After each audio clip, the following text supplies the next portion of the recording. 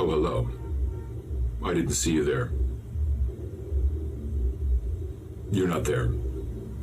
But are you? Help me! We're gonna do some shit. We're gonna do some stuff. This was a piece I wrote in honor of my favorite Edgar Allen Poe short story, The Cask of Amontillado. We're gonna do some shit. We're gonna do some shit. We're gonna do some shit. I wrote this when I was just like, had a sort of prolonged stay in a hospital many, many years back, and I decided to write in just this meter and kind of catch this irreverent yet still kind of dark. Anyway, Fortunato's Last Drink by much, much younger Vivian Danger. I was about 28, 26. I was 27. I'm not that now. I'm much older. Fortunato's Last Drink, in honor of Edgar Allen Poe. Too many times have I had to bear his venomous insults, his arrogant stare. I have suffered 1,000 wounds of his doing. I stitch here and there with the plot I've got brewing. You see, Fortunato had weakness within. His pride and his wine and bravado, his sin. With the promise of a drink, I baited the trap and waited with long patience on a much older chap. Down into the cellar he and I went. Not by deed or by word did he sense my intent. His ignorance left me to smile like a friend. And if only he knew, that smile meant his end. The bells on his cap did ring and jangle, and deeper we went in the cellar halls tangled. The vaults were quite cold and full of damps. I opened a bottle while he held the lamps. A draught of this Medoc, to keep out the cold. You still have your youth. I'm sickly and old. He drank, and I toasted his health and his heart. The tomb was all around us. Gave him quite a start. Casks and skulls and punching did mingle. Drinking and laughing and bells did jingle. Into the cellar much deeper we sank. The lanterns grew dim, and I watched as he drank. My fancy grew warm with the prospect ahead. Fortunato, my quarry, was drunken and red. I produced yet another large bottle of wine, and he took a long draught, his eyes leering at mine.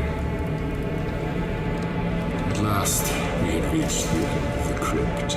Drink up, I encouraged, and I myself sipped. The dark was oppressing, our light had grown weak. On the side of those walls lay the vengeance I seek.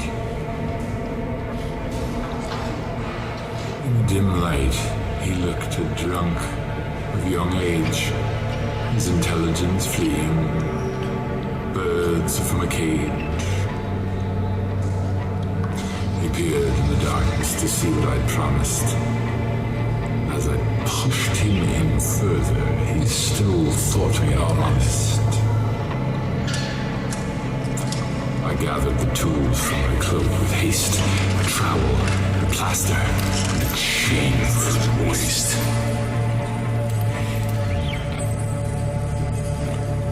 As I fettered him down where forever he'll rest, he laughed and he jingled at my excellent jest.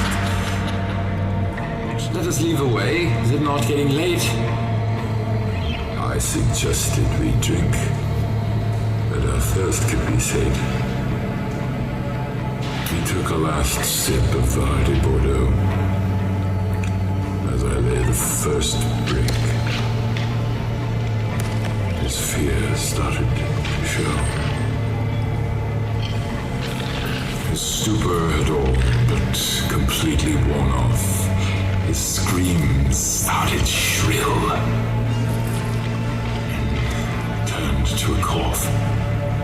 Brick by brick, my work came quite slow. His voice getting hoarse now is just moaning low. I echoed his sounds, the pleading and the crying surpassing their volume. Though I kept on trying. At last, he fell quiet, and the darkness grew still. My silence came horror. I caught a hard chill. Just one break remained. To seal him inside. I thrust my lamp in. Fortunato, I cried. I waited a moment. No reply came. Again and again I called out his name. And he never spoke out. With a sound he'd come back. Familiar jingling of the bells from his camp. They rang in the dark and the damp of this tomb. My heart grew sick in that vast empty room. I hastened to make an end of this task, forced in the last zone. I'm finished. As a gasp. Against the new masonry, I scattered old bones, that none might detect the freshly built stones.